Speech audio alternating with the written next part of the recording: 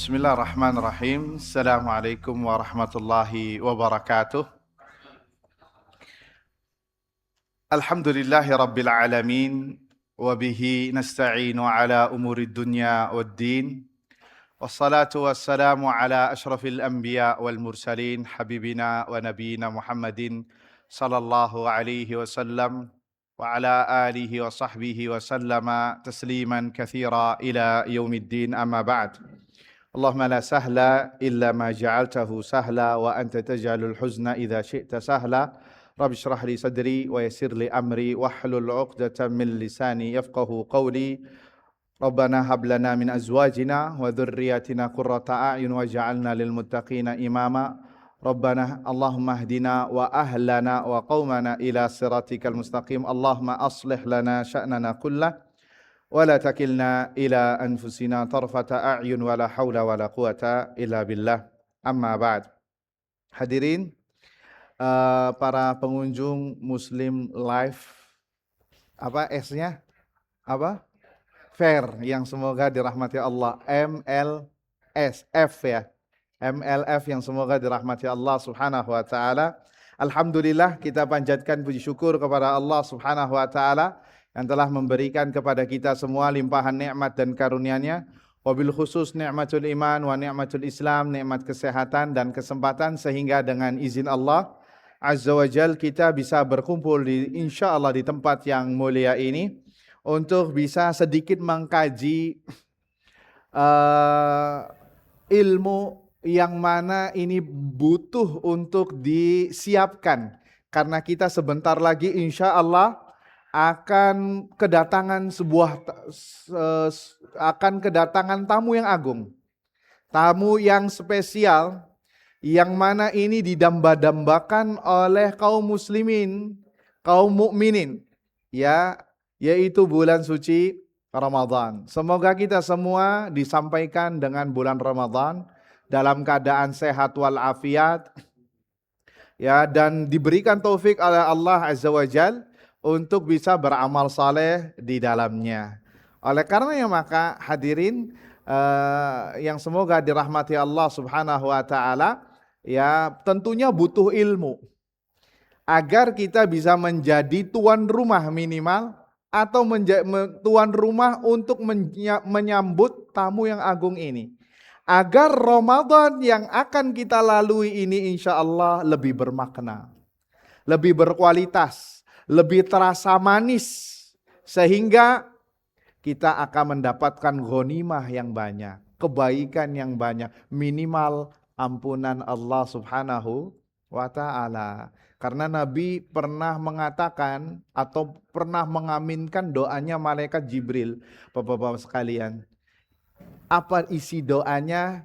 Kata malaikat Jibril, ya, sungguh celaka orang yang ketemu Ramadan, kemudian Ramadan berlalu begitu saja, sedang dia tidak diampuni dosanya oleh Allah Azza wa Jalla. Katakan amin wahai Muhammad, maka aku pun mengatakan amin. Jadi jangan sampai Ramadan yang sejatinya ini nikmat yang Allah berikan kepada kita, anugerah, akan menjadi bala dan musibah, bahkan menjadi bumerang bagi kita apabila kita tidak menyambut baik Ramadan itu sebagai momentum untuk pembersihan jiwa, sebagai momentum untuk memperbaiki diri menjadi lebih baik. Jika tidak, sekali lagi itu akan menjadi niqmah. Nikmah pakai ain berubah menjadi niqmah, apa musibah yang besar. Wal iyadhu billah. Apalagi ya, Ramadan ini bisa jadi yang terakhir bagi kita. Kita kan nggak tahu. Iya apa tidak? Berapa banyak orang yang dahulu berpuasa bersama kita, sholat taraweh bersama, ya, membaca Al-Quran juga bersama, ya, buka puasa pun bersama, bukber istilahnya, sampai sholat idnya pun di samping kita. Sekarang mereka sudah berbaring di tempat pemakaman umum, ditemani dengan hewan-hewan tanah.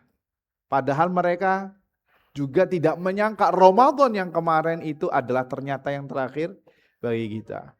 Taib hadirin, para pengunjung MLF yang semoga dirahmati Allah. Sahih ya omongannya saya?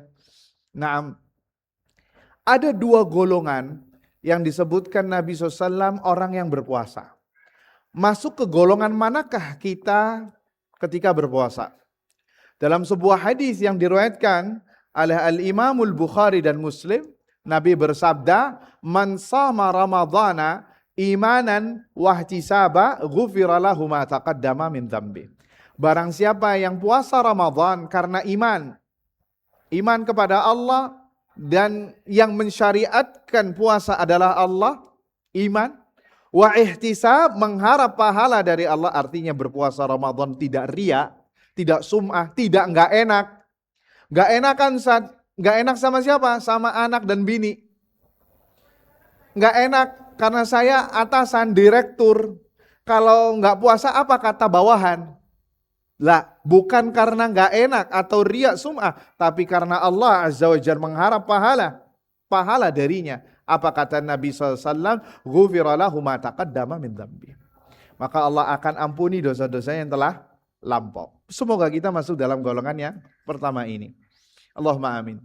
Golongan yang kedua, lawan dari golongan yang pertama, Nabi SAW bersabda, hadis diriwayatkan oleh Ibnu Majah dan dinilai sahih oleh Syekh Al-Albani, rubba sa'imin laisa lahu min siyamihi al-ju'u wal 'atash. Betapa banyak orang yang berpuasa tidak mendapatkan apa-apa dari puasanya kecuali lapar dan dahaga saja. Lapar dan dahaga saja. Kenapa? Karena dia hanya menahan makan dan minum saja. Titik. Tidak lebih dari itu. Dan ini kata para ulama, puasanya orang awam. Puasanya orang awam hanya makan dan minum. Sisanya masih menerjang larangan-larangan Allah, masih meninggalkan kewajiban yang Allah wajibkan kepadanya, sehingga puasanya tidak mendapatkan apa-apa. Padahal kita disyariatkan puasa untuk apa? La'allakum tattaqun, agar kita bertakwa kepada Allah Subhanahu wa taala. Jadi kita mau masuk golongan yang mana? Golongan yang pertama atau golongan yang kedua? Tentunya semua menginginkan golongan yang pertama. Tetapi itu semua butuh effort, butuh kesungguhan, butuh perjuangan agar Ramadan yang akan kita lalui ini insya Allah menjadi Ramadan yang terbaik dari yang sebelumnya. Ramadan yang kemarin tidak apa-apa, sudah kalau misalnya banyak yang bolong. Tapi Ramadan yang sekarang, jangan sampai yang seperti yang kemarin. Oleh karenanya maka para ulama memberikan tips-tips agar Ramadan kali ini menjadi Ramadan yang berkualitas. Ada 6 poin yang disebutkan oleh para ulama, kami bawakan dari guru kami, yaitu dari Syekh Ibrahim bin Amir Ar-Ruhaili. Beliau adalah dosen pasca sarjana di bidang akidah, kuliah dakwah dan usuluddin Universitas Islam Madinah dan pengampu di Masjid Nabawi waktu itu. Naam, kiat yang pertama agar Ramadan kita berkualitas di sisi Allah Azza wa Jalla adalah bertawakal kepada Allah Subhanahu wa taala. Bertawakal kepada Allah Subhanahu wa taala. Apa itu tawakal? Dan apa korelasinya kita menyambut Ramadan dengan bertawakal kepada Allah? Tawakal, hadirin yang semoga dirahmati Allah Subhanahu wa taala, adalah kata para ulama, i'timadul qalbi 'ala Allahi fi jalbil manafi'i wa daf'il madarri ma'a bazlil asbab. Menyandarkan hati, urusan, dan segala perkara kepada Allah Azza wa Jalla dalam rangka menggapai manfaat dan menjauhi bahaya, dan dengan disertai ikhtiar, sebab-sebab yang disyariatkan atau yang diperbolehkan. Nah, ini tawakal. Lantas Ustadz, apa korelasinya tawakal kita kepada Allah dengan menyambut bulan suci Ramadan atau dalam rangka mengisi bulan suci Ramadan? Disebutkan oleh para ulama, di antaranya Syekhul Islam Ibnu Taimiyah rahimahullahu taala, beliau mengatakan dalam menyambut kedatangan musim-musim ibadah, seorang hamba sangat membutuhkan bimbingan, bantuan, dan taufik dari Allah Subhanahu wa taala. Dan cara itu semua digapai dengan bertawakal kepada Allah Azza wa Jalla. Karena musim ibadah, kita dituntut untuk banyak beribadah supaya mendapatkan taufik dan bimbingan. Kita butuh nih supaya bisa istiqomah beribadah di bulan tersebut dan jangan sampai futur. Caranya adalah bertawakal kepada Allah Azza wa Jalla. Gimana cara tawakal kita kepada Allah? Disebutkan dalam riwayat salah satu teladan dari ulama salaf, dikisahkan Mu'alla ibn al-Fadl rahimahullahu ta'ala mengatakan, para ulama terdahulu, orang-orang terdahulu itu mereka berdoa kepada Allah Azza wa Jalla sejak kapan? 6 bulan sebelum ketemu Ramadan. 6 bulan sebelum ketemu Ramadan agar dipertemukan dengan bulan suci Ramadan. Allahu Akbar. Tidak sampai di situ, mereka juga meminta kepada Allah agar diberikan kemudahan, diberikan taufik dan hidayah, bisa melaksanakan segala ibadah. Allahu Akbar. Ini salah satu cara para ulama salaf bertawakal kepada Allah untuk bisa beribadah, berjumpa di bulan Ramadan. Karena sekali lagi umur ada di tangan Allah Subhanahu wa taala. Berapa banyak orang yang sudah bersiap-siap ingin ketemu Ramadan, berjumpa dengan bulan Ramadan, bahkan sudah mempersiapkan segalanya, namun takdir berkata lain. Ajal sudah menjemputnya sehingga tidak ketemu dengan bulan suci Ramadan. Iya apa tidak? Ini penting ya, kita tawakal kepada Allah Azza wa Jalla dengan cara berdoa kepada Allah agar dipertemukan dengan bulan suci Ramadan. Dan ketika Anda ingin meminta kepada Allah dipertemukan dengan bulan Ramadan, jangan lupa minta 3 hal. Minta 3 hal. Yang pertama, minta agar dipertemukan dengan bulan suci Ramadan, diberikan umur, karena umur ada di tangan Allah. Kemudian yang kedua, minta kepada Allah agar dipertemukan dengan bulan Ramadan dalam keadaan sehat. Karena bisa jadi Anda ketemu Ramadan dalam keadaan sakit. Sehingga Anda tidak bisa beribadah sebagaimana mestinya. Iya apa tidak? Tidak maksimal, sholat tarawih nggak bisa mungkin. Mungkin sholat wajibnya saja, kenapa? Sakit. Kemudian yang ketiga, dan ini yang paling penting semuanya, adalah minta kepada Allah taufik agar diberikan kemudahan bisa beribadah. Karena bukan yang terpenting itu Anda ketemu Ramadan kemudian disia-siakan. Karena yang lebih terpenting itu apa yang akan Anda lakukan di bulan suci Ramadan. Karena berapa banyak Pak orang ketemu dengan bulan Ramadan dalam keadaan sehat, tapi tidak peduli dengan bulan Ramadan. Kita dapati mereka masuk ke warteg jam 12 siang. Yang kakinya nongkrong di balik tirai. Iya apa tidak? Ya ini salah satu contoh gambaran tidak dapat hidayah dan taufik. Atau melaksanakan ibadahnya malas-malesan. Ya, malas-malesan, menyepelekan, bahkan banyak terlambatnya. Tidak bisa hatam Al-Quran, tidak bisa salat tarawih full. Karena apa? Karena belum mendapatkan taufik dari Allah. Dan ini yang paling penting dari semuanya. Sehingga minta kepada Allah 3 hal. Dipanjangkan umurnya untuk ketemu Ramadan, diberikan kesehatan, dan diberi taufik untuk bisa beribadah. Dan itu disebutkan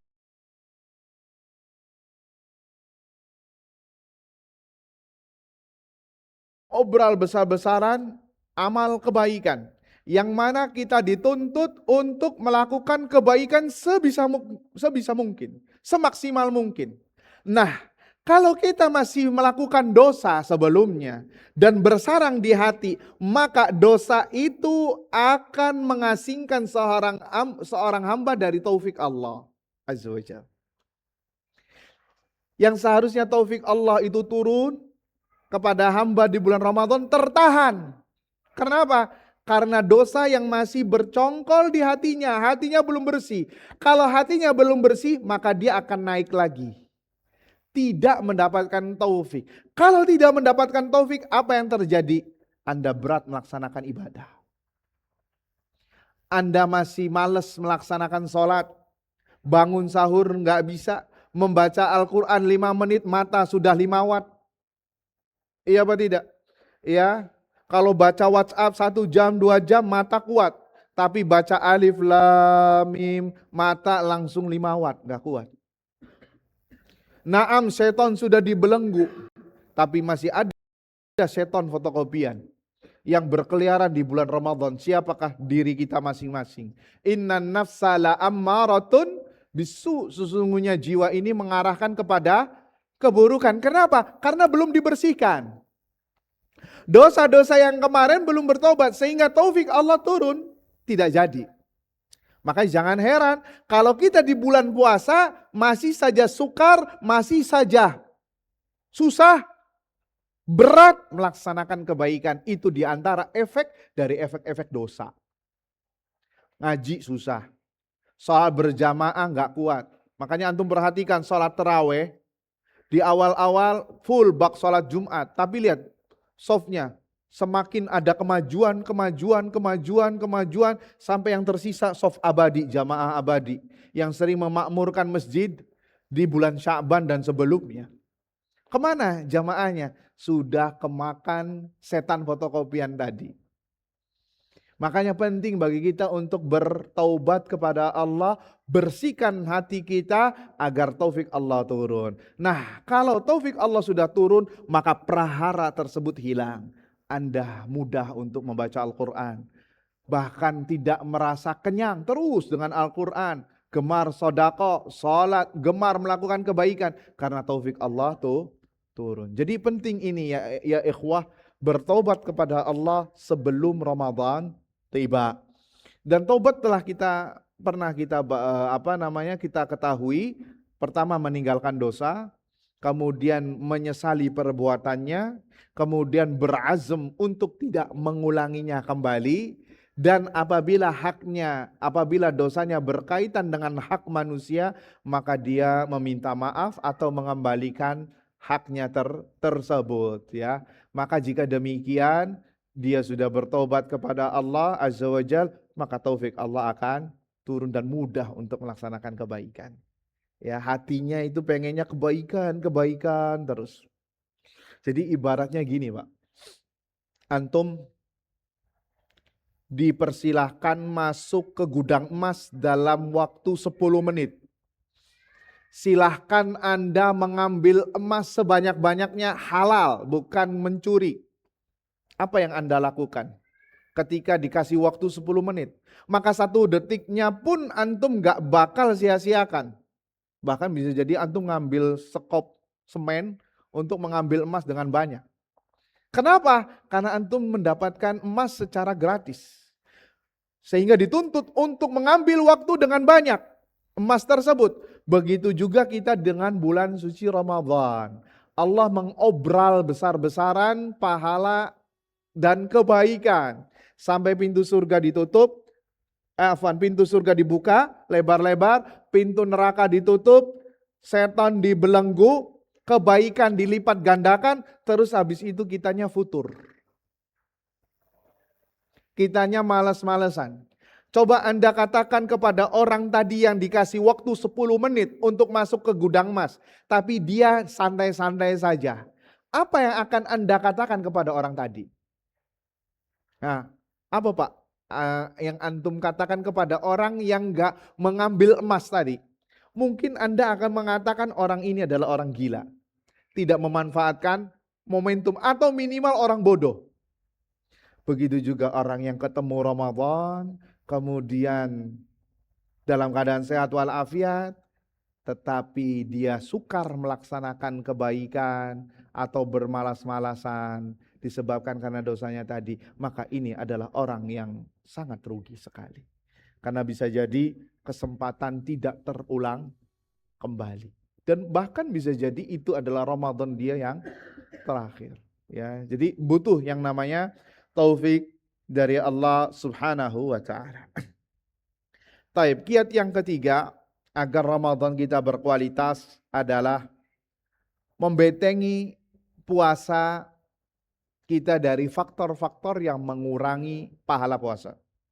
Agar Ramadan kita lebih bermakna adalah membentengi puasa dari hal-hal yang bisa mengurangi bahkan bisa merontokkan pahala puasa. Ini sisi lain yang harus diperhatikan oleh orang-orang yang berpuasa dengan perhatian yang spesial. Bagaimana kita berusaha membentengi puasa kita dari faktor-faktor yang bisa mengurangi bahkan meluluhlantakkan ibadah puasa kita. Dan ini banyak yang tidak disadari oleh kaum muslimin yang berpuasa. Karena mereka fahamnya yang membatalkan puasa adalah makan, minum dengan sengaja, serta menuruti hawa nafsunya, nafsu syahwat.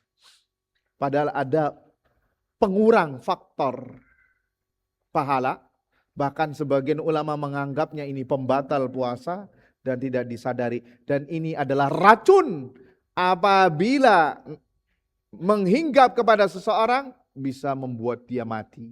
Ibarat virus nempel di komputer, perangkat komputer bisa meluluh lantakan kinerja program komputer.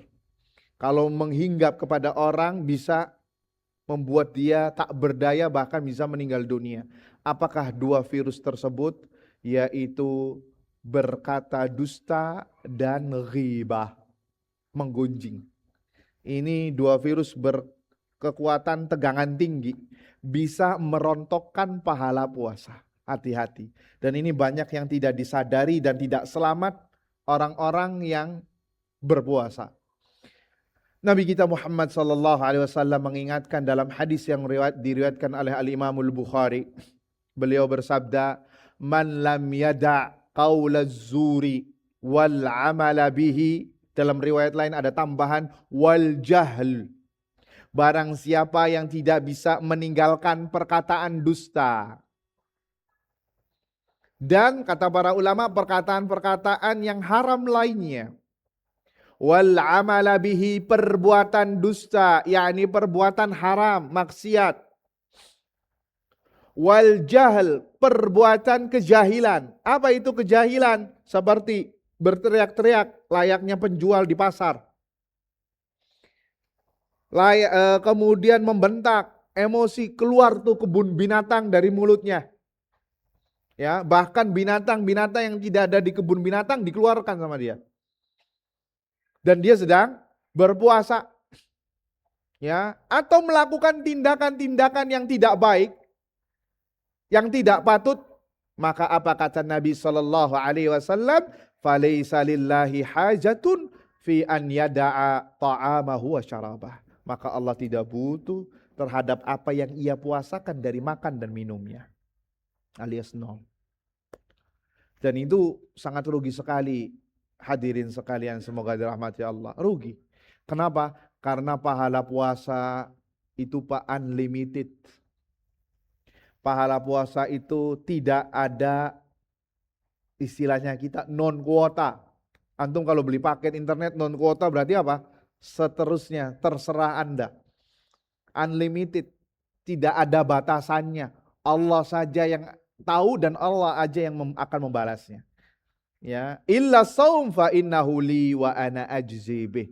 Kecuali puasa, aku yang akan membalasnya kata Allah. Karena puasa adalah untukku. Sampai-sampai sebagian ulama mengatakan malaikat pencatat kebaikan tidak tahu berapa pahala puasa. Pahala orang yang berpuasa, enggak tahu.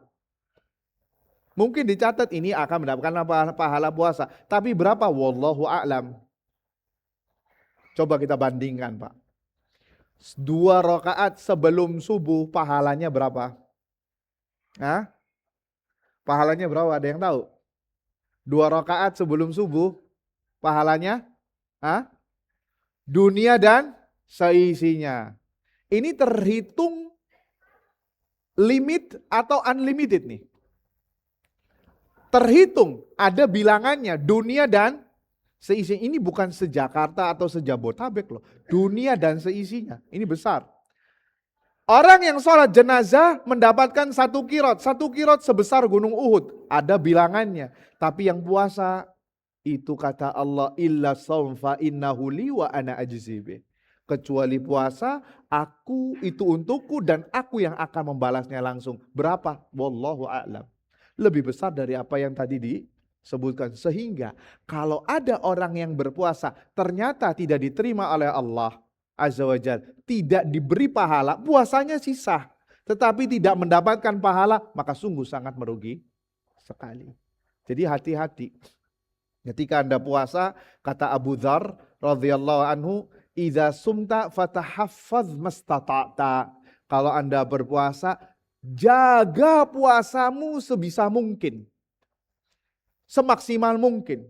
Kata Jabir bin Abdullah radhiyallahu anhu, idza sumta, apabila engkau berpuasa, maka hendaknya pendengaranmu, penglihatanmu, lisanmu juga ikut berpuasa. Dari perkataan dusta dan hal-hal yang diharamkan oleh Allah Subhanahu wa ta'ala. Wala takun yauma saumika wa yauma fitrika sawa. Jangan jadikan hari puasamu dengan hari enggak puasamu sama. Sebagian orang mau puasa, mau enggak, ya sama, enggak ada bedanya. Bedanya cuma makan dan minum. Tapi gibah ya terus-terusan, menggunjing iya, memfitnah iya, memanipulasi iya. Jadi apa faedahnya dia berpuasa? Tidak ada faedahnya, waliyadzubillah. Jangan sampai kita masuk dalam kategori yang disebutkan Nabi SAW. Makanya ada seorang ulama yang bernama Al-Imam Ibnu Rajab Al-Hambali rahimahullah. Beliau mengatakan merasa heran kepada orang yang berpuasa dari hal yang mubah. Dia menahan dari hal yang mubah, makan, minum, dan syahwat. Hubungan suami istri, ini pada dasarnya hukumnya mubah. Di luar siang bulan Ramadan. Dia jaga masalah ini. Tapi kok kenapa tidak berpuasa, tidak menjaga dari hal yang diharamkan. Entah itu di bulan Ramadan ataupun di luar bulan Ramadan. Dari berkata dusta, ghibah, menggunjing, memfitnah, dan ibadah dan dosa-dosa yang non materi lainnya. Kenapa tidak berpuasa? Ibnu Rajab mengatakan sungguh rugi. Sungguh sangat heran orang yang seperti ini.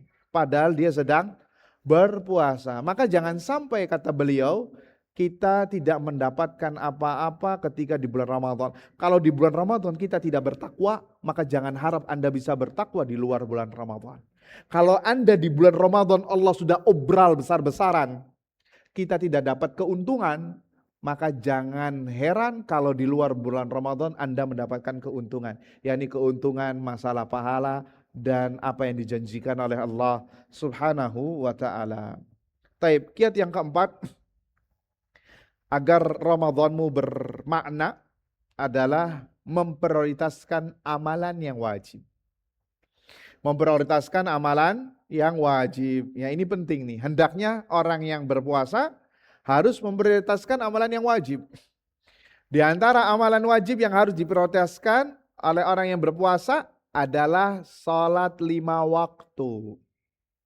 Mobil khusus bagi laki-laki ya ditekankan, dan ini pendapat yang kami pilih, sholat 5 waktu berjamaah di masjid adalah wajib fardu ain. Karena banyak sekali dalil-dalil yang menyuruh kita, bahkan Nabi mengancam laki-laki yang tidak sholat di masjid. Bahkan ada fadilah orang yang sholat 5 waktu tidak pernah telat selama 40 hari, maka akan diberikan 2 surat kebebasan. Ya, kebebasan dari kemunafikan dan kebebasan dari api neraka. Hadisnya kita bacakan, hadisnya diriwayatkan oleh Imam Tirmidzi dan dinilai hasan Asy-Syalbani. Kata Nabi SAW, man shalla lillahi arba'in, barang siapa yang salat karena Allah 40 hari. Fi jama'atin, secara berjamaah. Yudrikut takbiratul ula, dia mendapatkan takbiratul ihramnya imam. Berarti dia tidak terlambat. Ya, tidak terlambat. Kutiba lahu bara'atan, maka akan diperoleh, akan dituliskan untuknya 2 surat kebebasan. Bara'atun minan nar, surat kebebasan dari api neraka, wa bara'atun minan nifaq, dan surat kebebasan dari kemunafikan. Itu benar. Nah ini jadi Ramadan momentum kita untuk bisa menjaga salat 5 waktu kita berjamaah di masjid. Bahkan kata para ulama, seandainya kita tidak banyak amal salehnya dalam hal yang sunnah, akan tetapi kita memprioritaskan amalan yang wajib, itu jauh lebih mending ketimbang sebagian orang memprioritaskan amalan yang sunnah sampai menyanyiakan yang wajib. Hati-hati ini, jangan sampai kemakan jeratan setan. Sebagian orang lebih memprioritaskan amalan yang sifatnya sunnah secara hukum fikih, namun di satu sisi dia melalaikan yang wajib. Sebagai contoh, sholat tarawih. Sebagian orang sholat tarawih, Masya Allah, antum lihat sholat tarawih di awal Ramadan, bak sholat Jumat, luar biasa. Dan itu bagus. Bagus. Itu pemandangan yang luar biasa. Tapi lihat di sholat zuhurnya di 1 Ramadan. Apakah ramai seperti sholat tarawih bak sholat Jumat? Kemana jamaahnya? Sholat tarawih full. Tapi giliran sholat zuhur, di hari esoknya pada kemana? Lihat 1 Ramadan biasanya kan libur kantoran. Sebagian orang ada yang sampai tidurnya bablas dari sahur, terus dilanjut lagi zuhur, dilanjut lagi asar, bangun 4:30, 4:30. Sholat zuhur sama asarnya dijamak. Di 4:30. Dengan dalih apa? Supaya sholat tarawihnya gak ketinggalan. Maka ini adalah suatu fenomena yang sangat menyakitkan. Lebih memprioritaskan yang sunnah ketimbang yang wajib. Bukan berarti kita sedang menyepelekan yang sunnah. Salat tarawih tidak, tapi harus ada yang namanya skala prioritas. Yang wajib dilakukan oleh seorang hamba terkhusus di bulan Ramadan apalagi. Yaitu salat 5 waktu terlebih dahulu, baru setelah itu amalan-amalan yang sunnah. Jangan kebalik. Ya ibaratnya kayak bangunan gedung ini. Salat 5 waktu ibarat tiang-tiang yang sangat kuat. Salat sunnahnya adalah seperti pelengkap atap-atapnya. Apa mungkin kita akan membangun atapnya dulu padahal pondasinya belum kita bangun? Seperti itu seharusnya. Jangan sampai kita melakukan amalan yang sunnah menyanyiakan yang wajib. Bahkan ada orang yang melakukan hal yang mubah sampai melalaikan yang wajib. Apa itu? Buka puasa. Sebagian orang buka puasa, buka puasa itu sangat dianjurkan, bahkan bisa wajib, yaitu dengan dibatalkan. Dibatalkan dulu. Baru setelah itu sholat maghrib. Ini apa yang terjadi? Biasanya di acara bukber ini. Ya, bukber langsung makan berat, langsung makan, ngopi, dan lain sebagainya. Sholat maghribnya kapan? Sholat maghribnya mepet sholat isya. Bahkan sebagian lain maghrib sama isyanya dijamak. Kenapa? Bukbernya di restoran. Dan ini kesalahan. Hati-hati.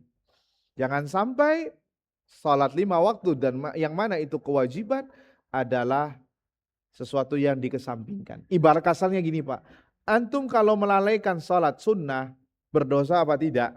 Tidak berdosa, walaupun pahalanya luput. Tapi kalau sholat 5 waktu, antum lalaikan, kita lalaikan, maka berdosa.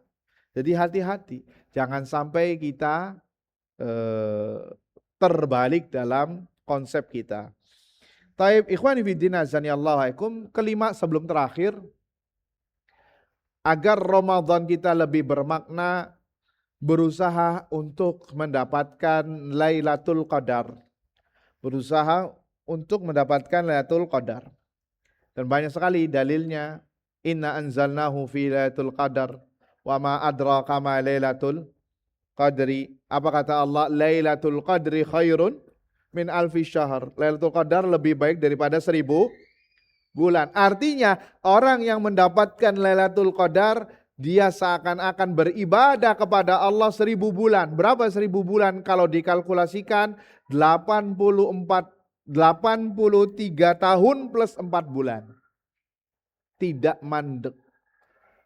Ini luar biasa. Mustahil ada orang beribadah kepada Allah dengan umur segini, dengan waktu yang lama ini, mustahil, susah di umat Nabi SAW.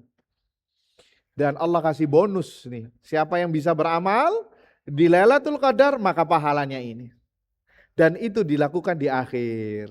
Yang kebanyakan orang di bulan Ramadan sudah mulai terjadi kemajuan atau kemunduran, nggak tahu nih. Yang mana di akhir bulan Ramadan orang sudah bukan sibuknya di masjid lagi. Di mana? Di mal-mal, di kafe-kafe, di pantura, di stasiun kereta api. Ibu-ibunya sudah siap bikin kue lebaran, masakan lebaran. Sudah lupa itu sama Lailatul Qadar. Padahal Lailatul Qadar berada di akhir. 10 hari terakhir di bulan Ramadan. Ini sebagai penentu nih, siapa nih yang benar-benar menjamu Ramadan dengan baik dan siapa yang tidak. Taib. Nabi kita SAW, panutan kita mengatakan apa? Disebutkan dalam riwayat beliau ketika masuk 10 hari terakhir, syadda mi'zarahu, mengencangkan ikat pinggangnya, menghidupkan malamnya dan membangunkan keluarganya. Ini semakin giat, semakin rajin Nabi kita sallallahu alaihi wasallam. Taib. Kapan Lailatul Qadar turun atau terjadi? Kita ringkas saja karena waktunya sudah mau habis. Pertama, Lailatul Qadar turun di 10 malam terakhir. Itu sudah baku. Dalam hadis Bukhari dan Muslim, Nabi SAW bersabda, taharraw Lailatul Qadri fil ashril awakhir min Ramadan. Carilah Lailatul Qadar di 10 malam terakhir bulan Ramadan.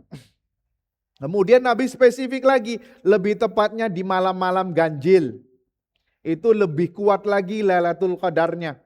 Nabi SAW bersabda, taharraw Lailatul Qadri fil witri minal ashril awakhir min Ramadan. Carilah Lailatul Qadar di malam-malam ganjil. Dari 10 malam terakhir. Jadi malam berapa? Dari malam berapa Pak? Dari malam 21, kemudian 21, 23, 25, 27, 29. Ada berapa? Ada 5 yang diprediksi sangat kuat Lailatul Qadar akan turun. Taib. Kita sebutkan riwayat dan pendapat para ulama, para sahabat masalah Lailatul Qadar. Pendapat pertama ada yang mengatakan Lailatul Qadar jatuh di malam 21. Ini hadisnya hadis Abu Sa'id Al-Khudri radhiyallahu anhu. Nabi SAW bersabda, aku diperlihatkan Lailatul Qadar tadi malam, yakni malam 21. Ya, jadi ada sebagian ulama yang mengambil riwayat ini Lailatul Qadar jatuh di malam 21.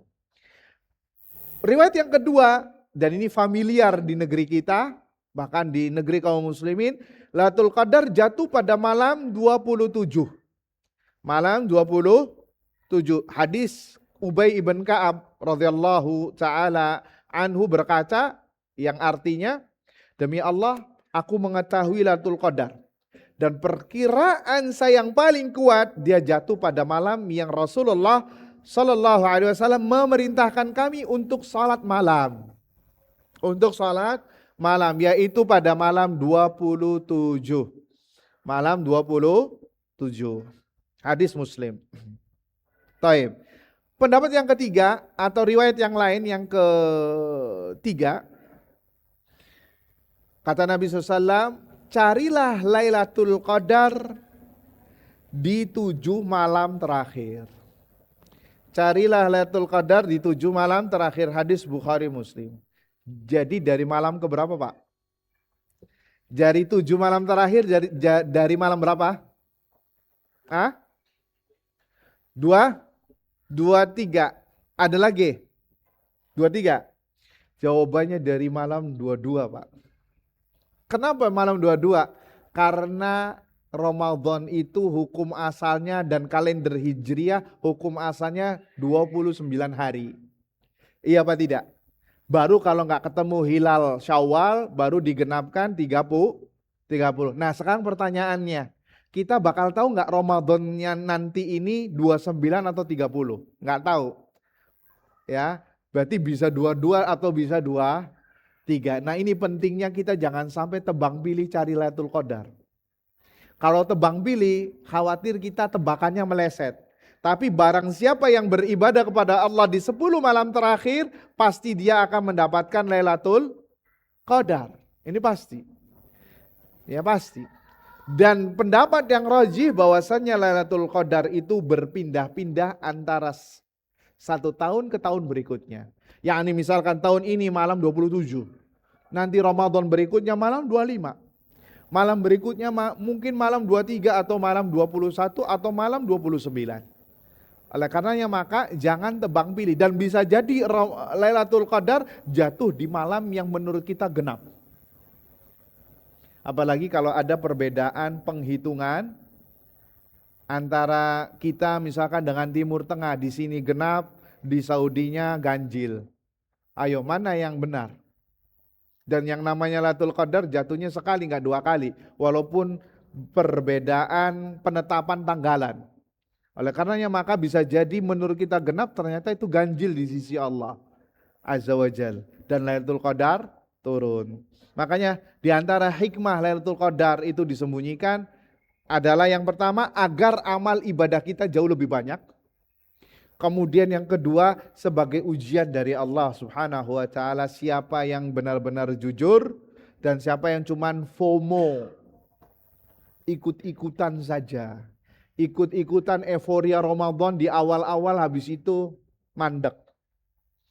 Akan menjadi ujian dari Allah Subhanahu wa taala. Taib kiat yang ke-6 dan ini yang terakhir adalah jadikan Ramadan sebagai madrasah untuk melatih diri beramal saleh yang terus dibudayakan setelah berlalunya bulan suci ini. Artinya bahwa jangan sampai nanti Ramadan selesai juga ibadah kita. Yang biasanya sholat taraweh, maka monggo masih ada sholat tahajud. Masih ada minimal sholat witir, jangan ditinggal. Ya walaupun 1 rakaat. Puasa selesai, puasa Ramadan, ada puasa Syawal, ada puasa sunnah, puasa Senin Kemis. Perbuatan baik terus ada, Allah masih ada. Dan Allah itulah yang menciptakan Ramadan dan Allah juga yang menciptakan bulan-bulan yang lain. Artinya Allah itu bukan hanya di bulan Ramadan saja. Sebagian orang beribadah seakan-akan Allahnya hanya ada di bulan Ramadan. Ini salah. Makanya para ulama pernah ditanya, ya, wahai alim, wahai syekh, wahai imam, bagaimana pendapatmu jika ada orang yang beribadah kepada Allah hanya bulan Ramadan saja? Berhenti bulan Ramadan tidak beribadah lagi. Apa kata mereka? Bi'sal qaum, sungguh itu adalah manusia yang paling buruk. La ya'rifunallaha illa fi Ramadan. Mereka tidak mengenal Allah kecuali hanya di bulan Ramadan saja. Jadi hati-hati. Dan ciri amal ibadah kita diterima oleh Allah adalah mudah-mudahan. Dan ciri orang yang mendapatkan Lailatul Qadar adalah dia tidak mandek beribadah dengan berhentinya bulan Ramadan. Keadaannya dia jauh lebih baik di setiap harinya, lebih baik dari yang sebelumnya. Ya, ini ciri kata para ulama, mudah-mudahan orang ini yang mendapatkan amal ibadahnya diterima dan mendapatkan Lailatul Qadar. Ramadan adalah madrasah, bengkel bagi dia untuk memperbaiki. Antum tahu mobil kalau rusak, kalau diberi ke bengkel yang baik keluarnya jadi baik. Tapi kalau bengkelnya gagal, tidak baik, maka keluarnya mungkin masih banyak kerusakan. Jangan sampai Ramadan kita adalah Ramadan yang gagal. Mana rapornya Ramadan di bulan Syawal nanti? Lihat, apakah Anda maksiat lagi? Apakah tidak? Apakah Anda hanya beribadahnya hanya di Ramadan, setelah itu selesai acara? Maka itulah rapornya hasil Ramadan, karena Allah menggembleng kita la'allakum tattaqun, agar kalian bertakwa, yakni bertakwanya tidak hanya di Ramadan tapi di sepanjang masa. Sampai kapan? Sampai kita diwafatkan oleh Allah Subhanahu wa taala. Wa'bud rabbaka hatta ya'tiyakal yaqin. Allah mengatakan sembahlah Allah sampai datang kematian. Allah tidak mengatakan sembahlah Allah sampai selesai Ramadan, tidak. Tapi sampai datang kematian. Artinya terus kita menyembah Allah. Wala tamutunna illa wa antum muslimun, dan janganlah kalian mati kata Allah kecuali dalam keadaan berislam, beriman, tunduk dan patuh, melaksanakan perintahnya dan menjauhi larangannya. Wallahu taala alam bisawab. Ini saja yang bisa kami sampaikan. Mudah-mudahan yang sedikit ini bisa menjadi setidaknya bekal kita untuk bisa menyambut dan mengisi hari-hari Ramadan insya Allah dengan amal-amal yang saleh, sehingga Ramadan yang akan kita lakukan ini insya Allah jauh lebih bermakna, jauh lebih baik, jauh lebih berkualitas dan terasa manis ketimbang Ramadan-Ramadan yang pernah kita lalui sebelumnya. Wallahu taala a'lam bissawab. Nah, Baik, Masya Allah, jazakallah khair Ustaz atas Ya. segala faedahnya. Dan sekarang kita akan membuka sesi tanya jawab ya kepada teman-teman yang memiliki pertanyaan. Silakan, kita akan buka dengan 3 pertanyaan dulu Ustaz, karena sebentar lagi juga mau masuk sholat asar Ustaz ya. Iya. Ya. 3 pertanyaan silakan. Yang ingin bertanya, yang ikhwan dulu bagaimana? 1. Sebentar, saya mau tanya. Yang di akhwat ada pertanyaan nggak? Ada yang mau bertanya nggak di akhwat? Sebentar ya, sebentar. Yang di akhwat ada pertanyaan? Panitia bagaimana? Yang di akhwat apakah ada mikrofon? Apakah ada yang ingin bertanya?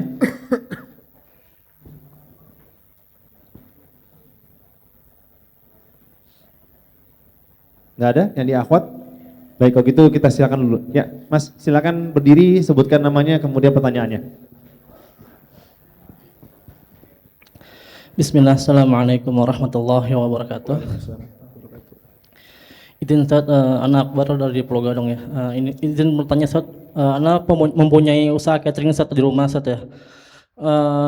Kadang kan setiap tahun tuh anak alhamdulillah ada pesanan-pesanan catering Ustaz untuk buka puasa bersama atau yang lainnya gitu. Kadang juga anak sebagai owner catering Ustaz suka ada kekhawatiran gitu Ustaz ketika masak siangnya tuh kita ya untuk menyicipi ini makanan enak atau enggak gitu rasanya gitu Ustaz. Nah, kadang anak sebagai yang masak juga kadang di situ juga suka ada kekhawatiran. Nah, gimana Ustaz harusnya Ustaz baiknya gitu untuk menanggapi masalah ini Ustaz. Syukran barakallahu fikum. Baik. Langsung dijawab. Baik. Masalah mencicipi makanan ketika bulan puasa, apakah dibolehkan? Pertama dibolehkan dengan beberapa syarat. Pertama, dalam rangka ada keperluan hajat, seperti yang antum katakan, apakah ini rasanya sesuai standar ataukah tidak, yang standar antum SOP-nya atau tidak. Ini ada hajat. Yang kedua, boleh dicicipi tapi hanya sekedar di lidah saja. Artinya setelah di lidah tidak boleh ditelan. Tapi langsung diludahkan, dikeluarkan seketika. Jadi setelah antum cicipi ya, dan ini dispensasi sebenarnya, kemudian setelah itu antum jangan menelannya tapi dikeluarkan begitu saja, dan itu dibolehkan. Ya, tetapi tidak boleh di luar hajat. Artinya kalau bukan hajat antum cicipi, nah ini nggak boleh. Khawatir bisa batal. Dibolehkan ketika ada hajat. Antum tahu nih rasanya pas ataukah tidak, kurang garam atau kurang gula atau ada bumbu tambahan, boleh. Tapi ya harus memaksimalkan diri, jangan sampai tertelan. Wallahu a'lam. Nah. Baik, yang selanjutnya, apakah ada pertanyaan? Yang dari akhwat sebentar. Yang akhwat bagaimana? Ada. Oke, silakan. Sebutkan namanya kemudian pertanyaannya. Assalamualaikum warahmatullahi wabarakatuh. Waalaikumsalam. Dari Endang Ratno. Ustadz mau bertanya, kalau misalnya di malam Lailatul Qadar itu antara di malam 10 hari terakhir itu ada enggak misalnya jam-jam tertentu, misalnya malam 27 ada jamnya enggak Ustadz? Karena misalnya kita sedang itikaf, kemudian kita kadang-kadang kan tertidur Ustadz. Nah itu ketika tertidur apakah maksudnya ketika tertidur sejenak ya, misalnya berapa jam gitu, kemudian pas Lailatul Qadar gitu kita dapat nggak Ustadz atau gimana? Nah, Terima kasih. pertanyaan yang baik. Jika malam Lailatul Qadar itu jatuh pada malam tersebut, kapan Lailatul Qadar jatuh, di waktu jam berapanya bahasa kitanya, atau di bagian malam yang keberapa, ya, atau bagian malam yang apa yang kita diperintahkan untuk Lailatul Qadar, untuk menghidupkan malam Lailatul Qadar. Perlu kita ketahui bersama, Lailatul Qadar itu apabila jatuh dimulai dari maghrib sampai terbit fajar subuh. Sehingga kata para ulama, orang yang salat maghrib berjamaah, wabil khusus bagi laki-laki, salat isya berjamaah, kemudian dia melakukan salat malam dan amalan-amalan lainnya di waktu tersebut, pada malam tersebut ia hidupkan, maka insya Allah ini minimalnya dia mendapatkan pahala Lailatul Qadar, beribadah kepada Allah di malam Lailatul Qadar. Karena Lailatul Qadar itu sepanjang malam, dimulainya malam itu maghrib sampai berhentinya malam subuh. Sehingga kalau orang beribadahnya hanya setelah subuh, dia malamnya nggak beribadah sama sekali, ya lewat Lailatul Qadarnya. Makanya Nabi SAW panutan kita untuk mencari Lailatul Qadar, beliau menghidupkan malam semuanya. Disebutkan dalam riwayat bahwasanya Nabi itu di 10 awal Ramadan dan di 10 pertengahan Ramadan beliau campurkan ibadah dan tidur. Tapi kalau sudah masuk 10 akhir bulan Ramadan, maka Nabi ahya lailahu kullahu. Beliau menghidupkan malam semuanya. Dan sholat tarawihnya Nabi itu Bapak Ibu sekalian dari Isya sampai menjelang subuh. Gimana? Mau kita coba? Hah? Mau kita coba ya? Sholatnya dari ba'da Isya sampai subuh. Sampai-sampai sebagian sahabat tuh bersandar ke tembok. Disebutkan dalam riwayat, Nabi pernah sholat dalam 1 rakaat atau rangkaian 1 rakaat atau 2 rakaat, Al-Baqarah, Al-Imran, An-Nisa, Al-Ma'idah. Gimana? Mau dicoba? Hah? Masya Allah. Dan ini kita juga gak mampu seperti ibadahnya Nabi SAW. Makanya Ibu ya, karena kita gak mampu seperti tarawehnya Nabi, maka kebanyakan orang di 10 malam terakhir dibagi 2. Ada sesi sholat taraweh, kemudian malamnya tahajud lagi. Tujuannya apa? Untuk menghidupkan malam. Karena ibadah untuk mendapatkan Lailatul Qadar, grade A-nya yang sangat dianjurkan dan ditekankan adalah salat malam, qiyamul lail, yaitu salat tarawih dan salat tahajud. Sehingga orang yang salat tarawih di malam tersebut dapat Lailatul Qadar. Perbanyak salat malam, karena ini yang dianjurkan Nabi. Nabi ngasih kodenya apa? Man qama lailatul qadri, barang siapa yang salat malam di malam Lailatul Qadar karena iman dan ihtisab, akan diampuni dosa-dosa yang telah lampau. Jadi qiyamul lail yang pertama. Yang kedua doa yang Nabi ajarkan kepada ibunda kita Aisyah radhiyallahu taala anha, Allahumma innaka afuwun tuhibbul afwa fa'fu anni. Kemudian yang ketiga sebagai pelengkap, perbanyak qiraatul Quran, membaca Al-Quran. Ini 3 amalan ini yang sangat dianjurkan, wabil khusus qiyamul lail dan doa yang tadi Nabi ajarkan. Barakallahu fikum. Baik, apakah masih ada pertanyaan yang dari Ikhwan? Kalau tidak ada, biar Anda yang tanya Ustaz. Ya. Nah. Jadi gini Ustaz, Anda ada 2 pertanyaan. Yang pertama itu, tadi masalah untuk menghidupkan sholat malam. Sholat malam itu memungkinkan nggak kalau misalnya ternyata di sholat malam pada saat dari maghrib ataupun kita menganggap bahwa ini malam Lailatul Qadar, itu ada ibadah lain seperti mungkin ada teman-teman yang sering bilang, oh nih kalau misalnya kita juga bersodakoh itu juga seperti selama 1000 bulan. Itu yang pertama Ustaz. Yang kedua, fenomena yang sering terjadi, tadi Antum bilang kan bahwa kalau misalnya lagi puasa itu tidak boleh gibah Ustaz. Nah sedangkan kadang-kadang ada orang-orang yang bilang gini, lagi puasa nih, jangan gibah, ntar pas buka puasa aja. Nah itu gimana Ustaz? Fatal. Silakan Ustaz. Baik, ini pertanyaan yang unik ya, Masya Allah. Yang kedua wabil khusus ya. Yang pertama, sedekah di malam Lailatul Qadar, ini terjadi khilaf di antara ulama. Sebagian ulama lebih menekankan untuk qiyamul lail. Karena sudah disebutkan dalilnya secara spesifik oleh Nabi SAW. Kalau Nabi ngasih dalil spesifik berarti itu yang dianjurkan. Karena Nabi mengatakan barang siapa yang sholat malam. Berarti sudah ngasih jenis amalan yang dianjurkan yaitu sholat malam. Ya, kemudian doa tadi, kemudian juga adalah seperti qiraatul Quran. Ada juga yang mengatakan pendapat yang kedua, boleh kita melakukan amal ibadah lain dengan dalil yang sama. Man qoma, barang siapa yang qoma di sini yakni melakukan ibadah. Melakukan ibadah. Itu dibolehkan. Namun bagaimana yang seharusnya kalau antum bisa gabungkan maka itu jauh lebih afdal. Antum prioritaskan salat malam, doa perbanyak, kemudian Al-Quran, baca Al-Quran dan banyak sedekah. Dan amalan-amalan yang antum raih, yang antum bisa lakukan, maka lakukan pada bulan tersebut. Di malam tersebut mudah-mudahan dapat Lailatul Qadar. Akan tetapi 3 poin tadi di atas, salat malam, baca doa, dan qiraatul Quran jangan ditinggalkan. Baik, baik. Kemudian ghibah. Ya.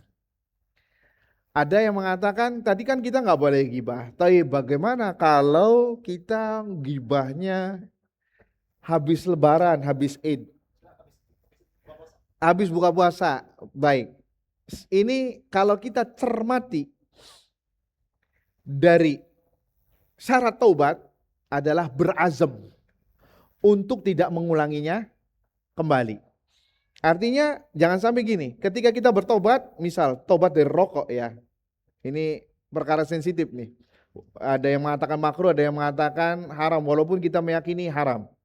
Sebagian orang, ya Allah saya bertobat dari rokok.